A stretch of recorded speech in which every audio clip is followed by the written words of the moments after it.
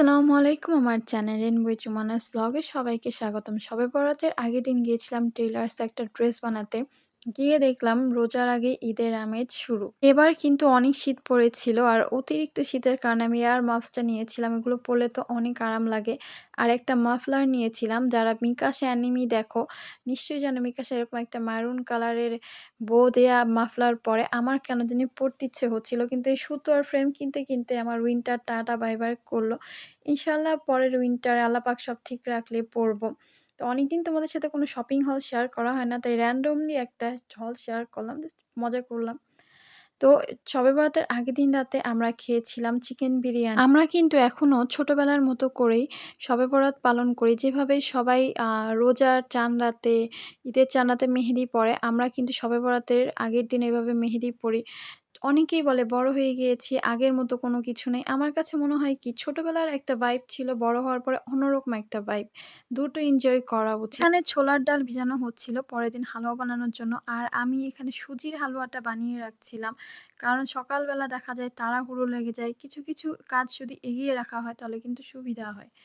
আমার সবসময় একটা জিনিস ফিল হয়, ছোটবেলায় আমরা অনেক কিছু বুঝতাম না, অনেক আনন্দ হতো। তখন ওই জিনিসগুলো আসলে আমাদের সময় যারা বড়রা ছিল আমাদের মতো তারা ফিল করতো। এখন আমরা বড় হয়েছি, তারা যেভাবে ফিল করতো আমরা এখন সেভাবে ফিল করব। ছোটবেলায় যদি সব আনন্দ হবে এমন কোনো কথা নেই। বড়বেলার আনন্দও কিন্তু মাশাআল্লাহ কম না। তো শবে বরাতে সবসময় আমরা খিচুড়ি আর গোশত রান্না করি। আর হালুয়া, পায়েস, জর্দা এগুলো তো মাস্ট থাকেই।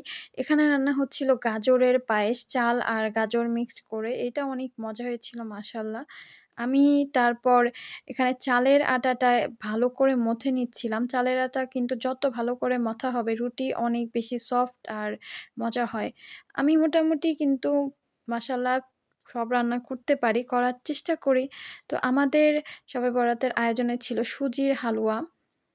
সুজির হালুয়াটা আমি রান্না করেছি। এখানে ছিল চালের রুটি, তারপরে ছিল ছোলার ডালের হালুয়া, আর ছিল হচ্ছে গাজরের পায়েস, চাল আর গাজর মিক্স করে রান্না করা। তারপরে আমি এই তো হালুয়া, পায়েস, রুটি এগুলো খাচ্ছিলাম। আর সব খাওয়া-দাওয়া শেষ করে রাতে নামাজের প্রস্তুতি নেওয়া শেষ। আলহামদুলিল্লাহ, আলহামদুলিল্লাহ। আচ্ছা, তোমরা কিভাবে শবে বরাত পালন করো?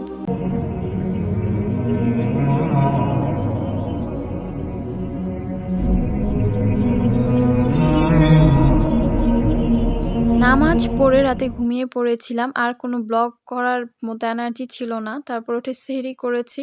আর এটা পরের দিন আমরা ইফতার রেডি করছিলাম। আম্মু এখানে রুটি সেঁকে নিচ্ছিল আর আমি ভেজিটেবল রোল ভেজে নিচ্ছিলাম। তো আলহামদুলিল্লাহ আমাদের শবে বরাত অনেক ভালো কেটেছে। একদম ছোটবেলার মতো সবাইকে হালুয়া রুটি দিয়ে আনন্দ করে, ইবাদত করে সময়টা বেশ ভালোই কেটেছে। তো আমাদের এগুলাই ছিল ইফতারের আয়োজনে। সবাই ভালো থেকো, আমাকে দোয়ায় মনে রেখো। আমিও তোমাদের জন্য দোয়া করব। আজকের মতো এখানেই। আল্লাহ হাফেজ।